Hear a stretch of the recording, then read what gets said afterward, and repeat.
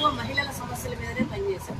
భర్త, భార్య, వాళ్ళ ఉమెన్ ఇష్యూ మీద మాకంటే పెద్ద లీడర్స్ ఎలా డీల్ చేసేవాళ్ళో చూసేవాళ్ళం. ఇళ్ల స్థలాలు కానీ పోరాట పటిమను నేర్చుకున్నాం మేము. ధర్నాలు కానీ, అంగన్వాడీలు, ఆశాలు, ఇట్లా అనేక సమస్యల మీద సిఐటిలో పనిచేసాం మేము.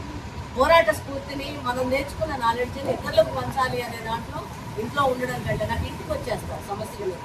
అదేదో సొసైటీలో ఒక సంఘాన్ని నిర్మాణం చేసుకుంటే 10 మందికి ఉపయోగపడతాం. మా కోఆర్డినేషన్ కానీ, అడ్వకేట్స్ కానీ, సెక్రటరీ నుంచి కానివ్వండి, ఇతర ఈ మేడం కోర్టు నుంచి కానీ మాకు సహకారం అందిస్తారు. వారు కూడా ఫ్రీ సర్వీస్ చెప్పగానే సమస్యల మీద స్పందించి పరిష్కారం దిశగా ముందుకు నాకు సపోర్ట్ ఉన్నారు కాబట్టి చేయగలిగాను.